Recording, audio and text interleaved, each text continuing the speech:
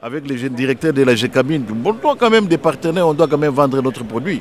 Lui montrer que non, voilà, on est MD, on fait ça, tout ça. Bon, il était très content d'apprendre ce que nous faisons. Et dans les jours à venir, on peut avoir une relation de partenariat avec lui. C'est que l'ambassadeur du Congo aussi, il a été très fier de nous, fier de voir un Congolais qui émerge dans la sous-traitance.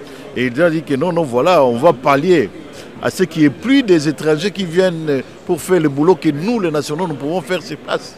Tu vois, c'est une bonne opportunité d'échanger avec des grands qui sachent qu'il y a quand même l'un de leurs qui peut faire grand dans le secteur minier et qui peut fournir du personnel comme les autres le font, puisqu'il y a beaucoup d'étrangers qui ont fait recours, je ne sais pas, de telles sociétés, tout ça. Au moment où nous, les Congolais, nous pouvons le faire. Nous pouvons même appeler des gens qui peuvent venir de l'extérieur. Nous les engageons et nous les affectons chez des partenaires avec qui nous avons signé des contrats de partenariat. Et quelle chance que vous donnez à cette édition Mining Indaba 2014 à votre entreprise? Bon, quand même, je suis fier de cette édition. On a eu beaucoup de contacts alors, et on a eu beaucoup d'opportunités. Et vous avez vu vous-même, l'effectif pour cette année, c'était un peu costaud par rapport à Mining passé. Et je suis fier qu'avec tous les contacts que nous avons eus, je crois qu'il y aura beaucoup d'opportunités de travail avec beaucoup de mining.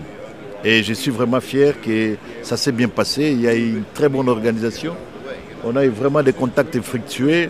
On a été aussi édifiés de certains exposés qui nous ont...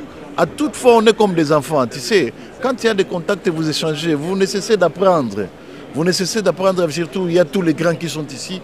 Et quand vous écoutez ce qu'ils font, et ça vous aide aussi d'essayer un peu d'améliorer ce que vous faites. Tu vois, il faut se comparer avec quelqu'un pour savoir améliorer la qualité de votre service.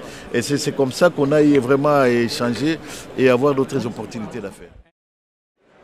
Nous sommes à la 20e édition de la conférence internationale sur l'investissement minier Mining Indaba et à cette édition, nous allons recueillir quelques impressions des participants à cette conférence et sur ce, nous allons recueillir bien sûr les impressions de messieurs Santos Rubouya. Il est membre bien sûr de la compagnie MD, une compagnie qui s'occupe bien sûr des ressources du personnel en République démocratique du Congo. Monsieur Santos, quelles sont vos impressions à la 20e édition de la Mining Indaba ici en Afrique du Sud?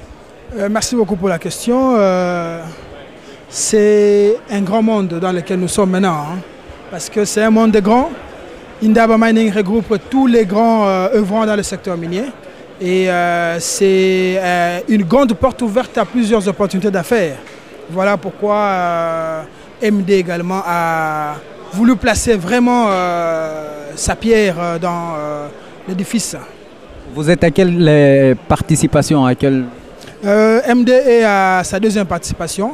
L'année passée, MD a participé au niveau de Indaba Mining 2013 avec le directeur général lui-même, accompagné de son assistant représentant du bureau MD ici à Johannesburg. Les résultats escomptés de l'année de l'édition dernière?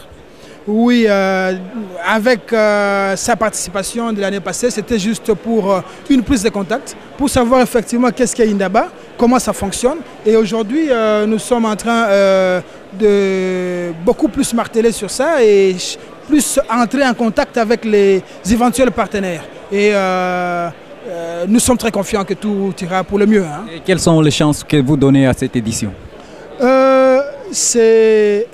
Ça tombe à pic parce que avec la fin de la guerre en RDC, il y a plusieurs investisseurs qui cherchent à venir voir comment ça se fait, comment ça se passe au niveau de la RDC. Et c'est pour nous une grande opportunité. Nous nous disons que d'ici à 1 ou 2 mois, il pourrait déjà avoir des retombées. Nous sommes très confiants par rapport à ça.